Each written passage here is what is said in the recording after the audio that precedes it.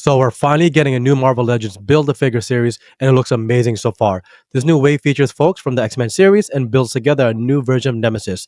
So let's take a closer look and see what Hasbro has been cooking up for us with this upcoming release.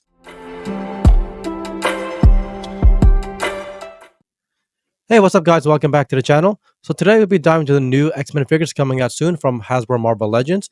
These figures were recently announced during their Pulse Fanstream event online a couple of weeks ago and features some exciting new figures from the X-Men universe. In addition to the figures themselves, these are all part of a Build-A-Figure set, which is pretty awesome in my opinion, right? Especially since the last one was released in October. Now that Blackheart set was definitely pretty cool, especially since it featured some new first-timers to the Marvel Legends world, but something about the X-Men usually gets me hyped up. Right now, this new X-Men BAF wave features 7 new figures, and the parts come together to form Nemesis 2.0. There was a previous version of Nemesis BAF released some time ago back in 2012, but that one featured all yellow body mold with red dots on it. So obviously not the best looking fig, but it definitely wasn't bad for 2012, right? So I'm definitely excited to see how this new version turns out. Let's take a closer look into their details. So first up, I'll quickly introduce the new figures being released with this wave. And I do apologize for the low res group picture here, but I do have some nice higher res shots coming up later in the video, right? But this top line here represents 4 out of the 7 figures being introduced with this wave.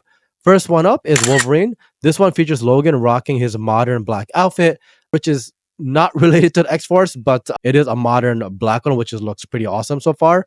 The second one up is Fabian Cortez, who is looking really sharp.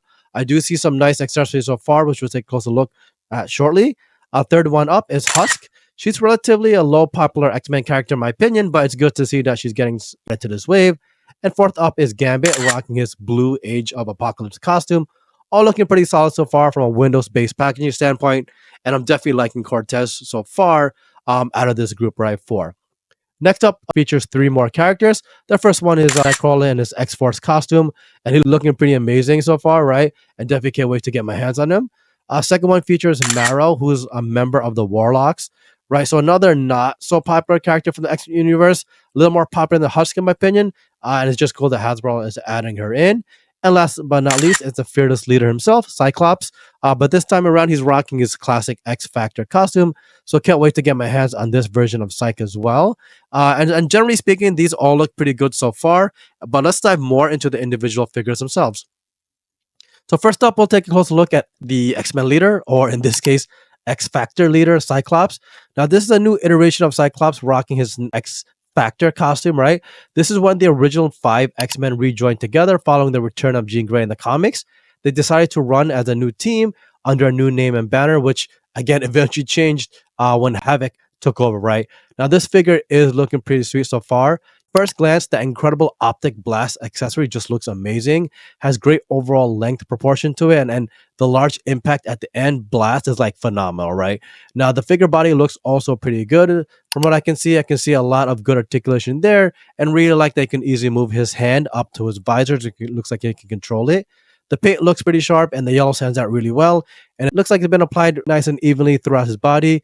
Now in terms of accessories, he does come with multiple hand molds and an extra head mold that features a closed mouth expression versus the open one that you see here. But overall, it's a great looking figure so far and comes with the right amount of accessories in my opinion. Next up is Wolverine. Now this costume features Logan in his quote-unquote combat suit derived from the Extreme X-Men series back in 2001. Now this suit actually happens to be my favorite Wolverine costume from the comics, so I'm so happy that they're finally, that we're getting a version of it from Hasbro. It looks similar to X-Force, but features some yellow fangs on it that are very reminiscent to original costume color and just feels more tactical, right? Now, Logan feels also more badass here while maintaining that like original animalistic type of nature, right? Now, in terms of the body mold, it's looking pretty standard to me. I feel like we've gotten 100 versions of Logan recently and already, but glad this one has finally been added to the line. Muscle tones look pretty good, especially on the arms, chest, and abs area. The hair sculpt, hair and paint applications look pretty good, as well as the hair that's been painted on his biceps, looking pretty sharp.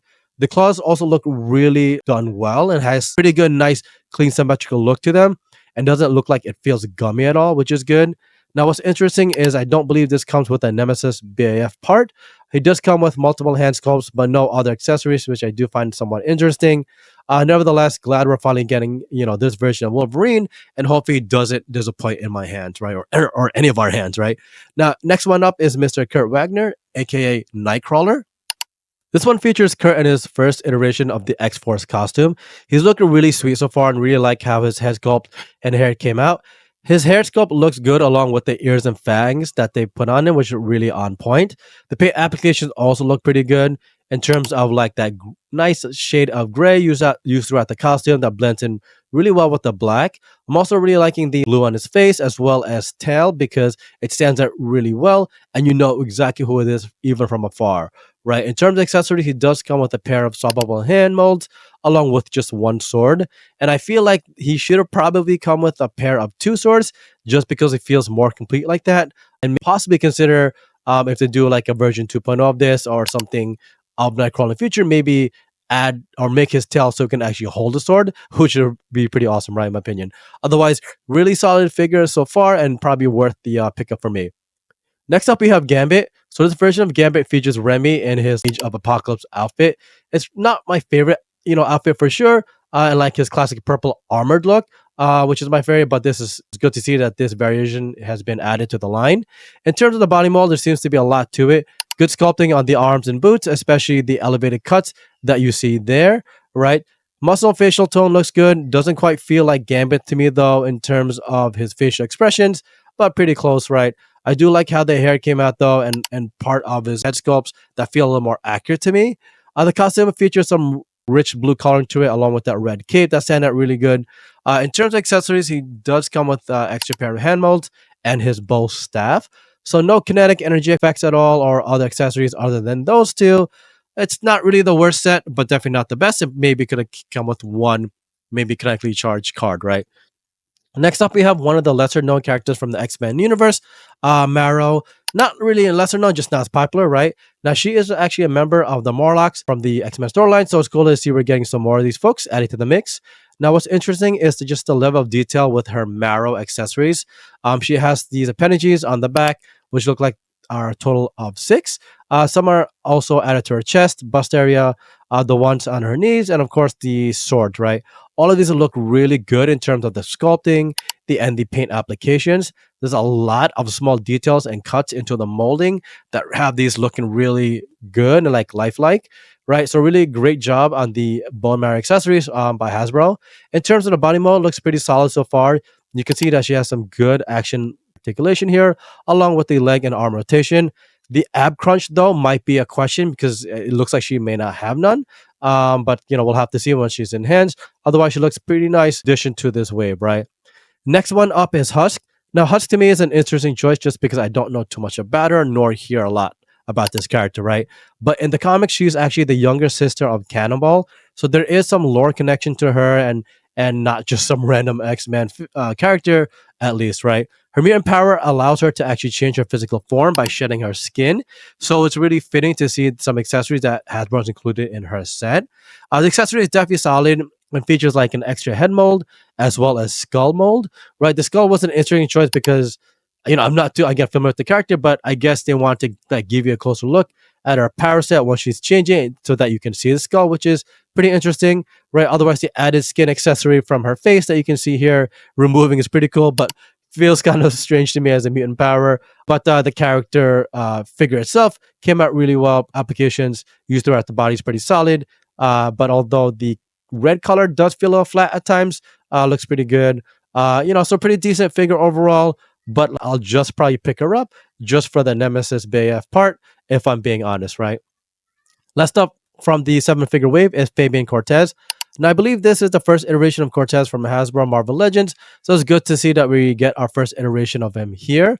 Although he has some like different looks in the comics from what I recall. Sometimes he's rocking a suit and other times he's rocking like a supervillain costume, which is what you kind of see here.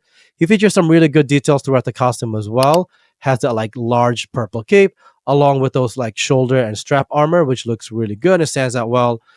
Pretty good head sculpt and additional face armor like around the temples, down and back to the head, which came out good. The paint application looks also pretty solid as well, and like how the red pops out in the display and in terms of what it came out with. And the accessories included are Definitely pretty cool, right? I definitely like the energy effects that they've added to him, and how they can sort of like be posed in such a way that it looks like he's wielding like power, right? So overall, pretty good figure so far, and solid build, and good set of accessories. Now, in terms of BAF, here's some shots of that feature Nemesis himself. This is the second iteration of Nemesis, and I believe the first one was released back in 2012. That 1.0 version was obviously released a while back, so it feels very outdated. But this new 2.0 version looks absolutely amazing in my opinion. There are a ton of nice new details throughout his armor, right? A lot of incredible cuts and lines throughout the body mold that you can clearly see here. The helmet area looks great and can easily see like his skull face, which is pretty cool. The large cannon also came out pretty sharp. Features a lot of mechanical cuts and functions and features to it, which is good. Paint applications look solid, and I like a lot of the orange accents that kind of come out throughout the armor and are visible. It doesn't come with any additional accessories though, which is where I think maybe the Wolverine figure would have benefited from. Like Logan could have maybe come with special weapon effects or something. Otherwise, the figure looks amazing so far. Doesn't feel flat at all in terms of design and or color areas, which is awesome. So there you have it, folks. Thanks for joining me today as we explore the new Marvel Legends X-Men Nemesis BAF figures announced at the Hasbro Pulse Fanstream. Right, these 7 figures will be available for pre-order sometime in January of 2025. So be on the lookout on my channel for more and any new updates as they come. They will be available as a general release and won't be exclusives, which is good and should run you around $24.99. So, question is, are you excited for these new wave of figures at all, right? Or how about the new Spider-Man Retro Wave that was also revealed right to us during the event? Let me know in the comments below what really stands out to you and if you plan on picking any of them up. And don't forget to smash that subscribe button for more content and coolest Marvel figures around. Until next time, folks, keep on collecting.